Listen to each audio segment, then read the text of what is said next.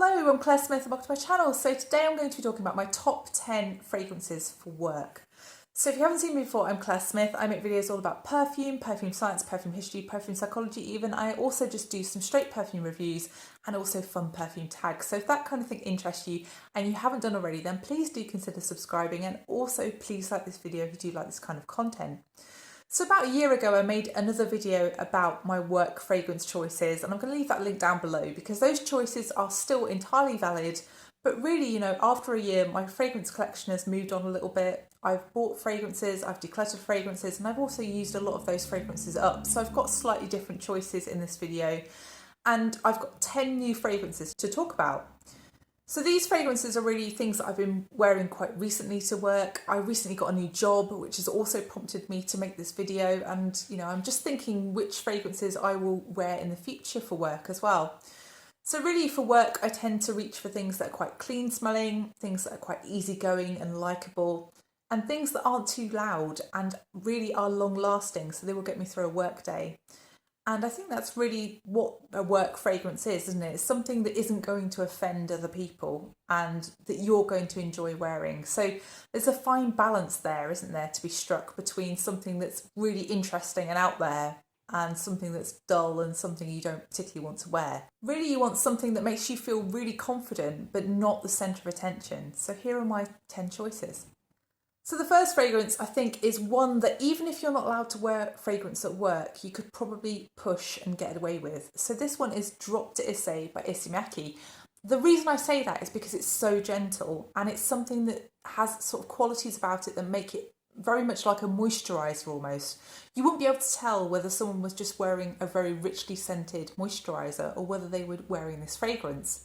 And I think the reason for that is because this fragrance is based around almond milk, and I guess a lot of moisturisers have that kind of base to them as well. So this is really a lilac fragrance, but don't be thinking it's, you know, an old school indolic kind of heavy lilac. It's not like that at all. It's light and airy and very modern take on lilac. But it also has a warmth to it because, you know, if you talk about moisturisers, etc., I don't know, but I always think about something that's cooler. And this one is not a cooler fragrance. I think this one is just totally underrated, and I don't understand why it's not talked about more, because if you go into a department store and smell what's on offer, this one will just stand out a mile because it's so different. And it's something that I think is quite universally appealing as well, which is also a big tick for work. So I suggested this fragrance to 2 people at work, and both of them actually ended up buying it in the end because they liked it so much. So I think this just is a very easygoing, very easy to like fragrance and is definitely worth checking out for work. It's also really long lasting, and whilst I think some people might think it's quite quiet, when you waft your arm or move in some way, you get another burst of this fragrance. And I think it's something that's just subtle enough for work. It's not so quiet you're not going to smell it, but also it's not beast mode and it's not obviously a fragrance. So that's Drop de Issey by Miyake. So the next fragrance is one that I am choosing as kind of my Coco Mademoiselle replacement. So in the last video, I chose Coco Mademoiselle as the fragrance that I would wear if I was giving a presentation and I really wanted some confidence to, you know, stand up in front of lots of people. I think this fragrance gives me that, but it's just a little bit quieter and it's a little bit more appropriate if you're then going to go into a room and meet people and sit with them in a meeting and be close to them, because it's just a little bit more subtle. So this one is Gris Dior by Dior, and this really, I don't know what it is about it that is so interesting, because if you look at the notes, it could be Coco Mademoiselle if you look at the notes, because it's citrus, it's rose, it's patchouli, but it's so different from Coco Mademoiselle, but it still has that confidence boosting kind of feel to it. And I guess that really is what's so great about it, isn't it? So this one is a modern chypre fragrance, but really as this dries down, the oak moss is there, but it's not like in other fragrances where oak moss can be bitter, where it can be soapy. It just gives it a little bit of a leathery or suede edge to this fragrance. And the rose is still there, and the rose is powdery almost. It's just a really beautiful fragrance, and I think it would smell absolutely stunning on anybody actually. I was talking to a group of fragrance fanatics and we were trying to decide which is the most universally likable fragrance in our collections, which is the one that we all share, that we all like. And this fragrance was our conclusion. This was the only one that we shared or that we'd all tried and that we all liked. So I think it's really a really great choice for something for work because it's just so likable. And I think out of all of the Dior Privé line, this is the one that I would suggest people go and try. This is the really special one that I think is deservedly praised above the others. So that's Gris Dior by Dior. So the next fragrance is one that I bought after filming a Loved and Lost video where I talked about Ralph Lauren Woman Intense, and I couldn't find that one. And actually people in the comments of that video were saying that Woman was quite similar to Woman Intense, so I went with that one in the end. So this is Ralph Lauren Woman. So this fragrance, when I first got it, I honestly didn't think it was that special. I didn't see what the fuss was about. And actually on trying this more and wearing it to work, I got loads and loads of compliments and I was really shocked, and I was trying to think what it is about this fragrance that really is generating all of this interest. And I guess it's just because it's quite a likeable, sweet, easygoing, fruity floral fragrance, and it's quite elegant, I guess. So this one is fruity, so it's got pear, it's got blackcurrant, but also it's floral. It's mainly tuberose. I think there's some other florals listed, but really the tuberose is what I smell. And then in the dry down, it's kind of creamy woods along with the tuberose. The fruitiness goes, but also a kind of slightly gourmand sweetness as well in the dry down. Overall, just a very easygoing, likeable fragrance, and it's really long lasting, and it's something you can control how strong or weak it is by how much and where you spray. I think this one is just simply an easy reach for work. So that's Ralph Lauren Woman. So the next fragrance is one that I think you could really get away with again if you're not allowed to wear fragrance at work, because it is quite a gentle one. So this one's Place Vendôme by Boucheron. So this fragrance, if you look at the note profile, you might be reminded of fragrances like Elie Saab Parfum or Jimmy Choo Illicit. And I think really, if you're wanting that kind of same vibe as Elie Saab Parfum, so the honey, the white florals, this is probably a better choice than Elie Saab Parfum. I put Elie Saab Parfum in my last work fragrances video with the caveat that you do not overspray that fragrance because you can give people a headache. But this one I think you could spray to your heart's content, and really you're not going to bother other people because it's not a strong fragrance.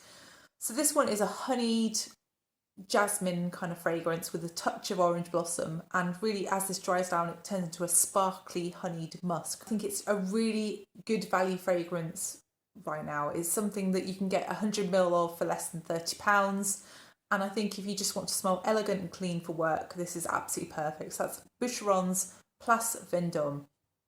So this next fragrance I think is one of my best kept secrets, and the reason I keep it secret is because the bottle is really weird, and I think if anybody saw me with this at work, I think I would get immediate questions of what is that. So this one is Pharrell Williams Girl. So this fragrance was a collaboration between Pharrell Williams and also Comme des Garçons. So Comme des Garçons make fragrances, and they're a lot more expensively priced than this fragrance was. I think it was something like £12 for 100ml for this fragrance. And I really enjoy wearing this. I'm really surprised that this is a celebrity fragrance because it's really different. And I think you can definitely tell that there's been some collaboration with a better brand here. So this fragrance is a vetiver and violet leaf fragrance to me, and it's got sort of qualities about it that give it texture. It smells almost hay-like at points. It can smell like a chalky kind of violet fragrance at points. And it also has a kind of dry feeling, unsweetened cocoa in the background sometimes, which I sniff and I'm kind of reminded of fragrances like Cacao Porcelana by Atelier Materi. It's only that element of the fragrance that makes me think of that fragrance, but it just is an interesting kind of point to it. I just really enjoy wearing this one because it is so different, it is so striking, and it's just a very kind of clean smelling fragrance again, but it has that interest because of that texture to it. And I just think it's a really good value fragrance, really long lasting. So that's Pharrell Williams Girl. So the next fragrance is one from Mabelle Olfactive Studio, and this one is Lunar Dust. So I won this in a competition last year, and honestly when I win a competition I don't expect to love every fragrance that I win, but I was really impressed by Mabelle Rama's fragrances. She sent me 2 of her fragrances and I love both of them, and that's really, really unusual. So this one is a sparkly iris fragrance. It's really appropriately named, this fragrance. It really does smell like it could be from the moon.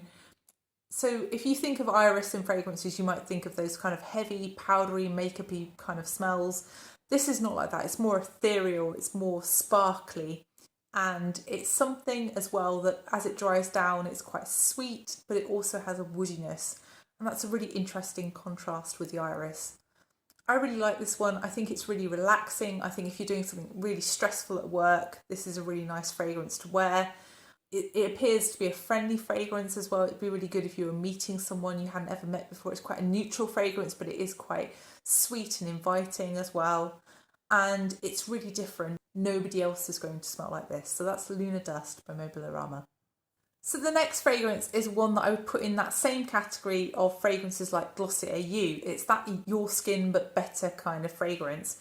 And this one is Peau Santal by Miller Harris. So I bought this one as kind of a replacement for my Glossier You, which I finished last year.